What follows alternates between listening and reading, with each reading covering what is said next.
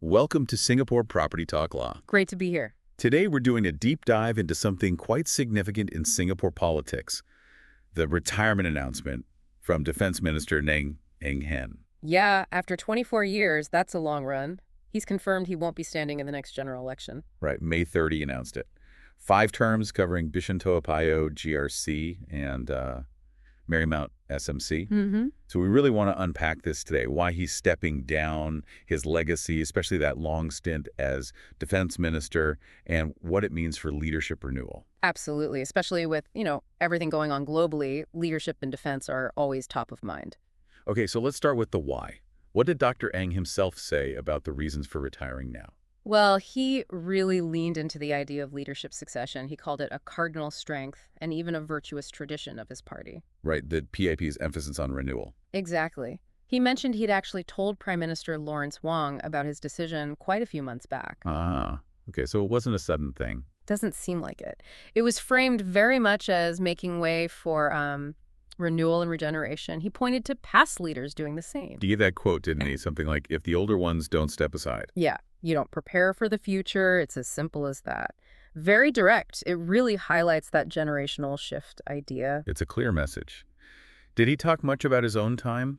Looking back, any personal reflections? He did, yeah. He spoke about it being an honor, a privilege, serving the residents in Bishan Toa for nearly, 24 years. That's a long time to be connected to one area. It really is. He mentioned seeing kids grow up, even seeing their grandkids arrive, sometimes giving awards to a parent, and then years later, their child. You get a sense of those deep community ties. And he made a specific point to thank the grassroots volunteers and leaders. He credited them, really, for helping maintain Singapore's harmony. Those connections clearly meant a lot. Now, this is all happening, as you said, against quite a tricky global backdrop. Did he address that timing? He did acknowledge it. Rising geopolitical tensions, a new global order sort of emerging. He didn't shy away from that context. But he seemed confident about the transition. Very much so. He expressed strong confidence in the newer team's ability to handle these challenges. He pointed to how they managed the pandemic as proof of their resolve. Okay. He used the word wherewithal, that they have the wherewithal for any ministry, including defense.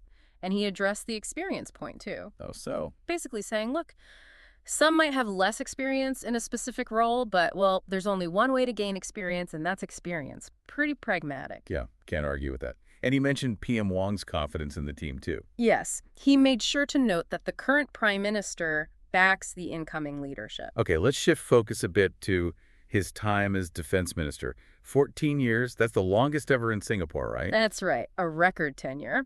And it was a period of really significant modernization for the Singapore Armed Forces, the SRF. What were some of the key things under his watch? Well, a big one was establishing the Digital and Intelligence Service, the DIS, the fourth branch. Recognizing cyber as a major domain. Precisely. He also drove the SF 2030 and then the updated SF 2040 blueprints. These are the big strategic plans shaping how the SF evolves. And adapting to new threats. I remember reading about lessons from Ukraine and the Middle East. Definitely. There's been a real push towards unmanned systems, autonomous capabilities, reflecting those modern conflict realities.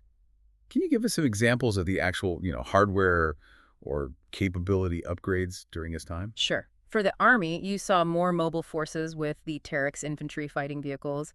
For the Navy, a big step up with the Invincible-class submarines. Better underwater eyes and ears. Right.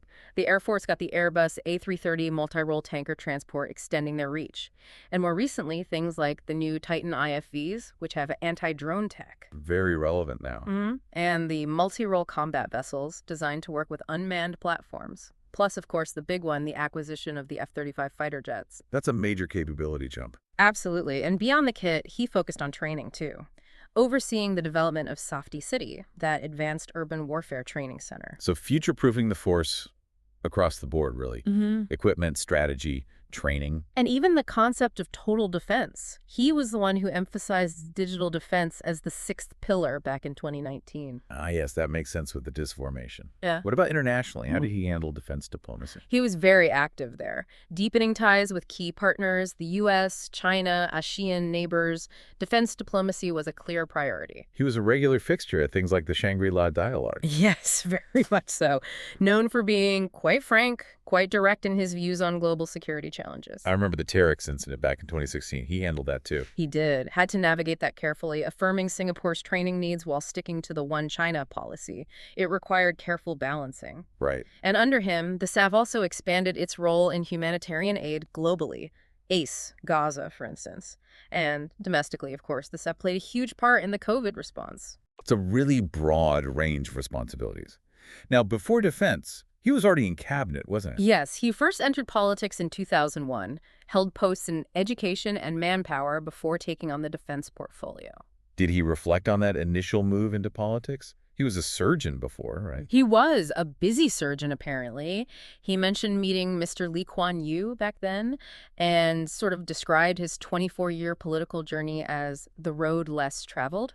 Said he found it fulfilling, found camaraderie. It's quite a shift from surgery to national politics. So the big question now, what's next for him? Any hints about his plans? He kept it fairly light. When asked, he apparently joked that April 18th was his Liberation Day. Oh, okay. He just mentioned having varied interests and wanting to pursue other grassroots activities he enjoys. So staying involved in the community, it seems, just not in Parliament. Well, Dr. Eng Hen stepping down certainly feels like the end of a chapter for Singapore, especially in defense. That legacy of modernizing the SF and his emphasis on leadership renewal seems quite profound. It really does. 14 years steering defense through quite a bit of change globally. His experience will be missed, no doubt. But, as he stressed, there's confidence in the next generation. Yeah, that confidence in the pipeline seems key. It signals that continuity alongside change. Exactly. Stability and progress, that's the aim. So this whole transition makes you think, doesn't it, about how Singapore keeps evolving its leadership, staying prepared. When you look back at Dr. Eng's long tenure, what aspects do you think will really stick? What will be the most lasting impact? It's definitely a moment to appreciate that balance between seasoned experience and, well, necessary renewal in guiding the country forward.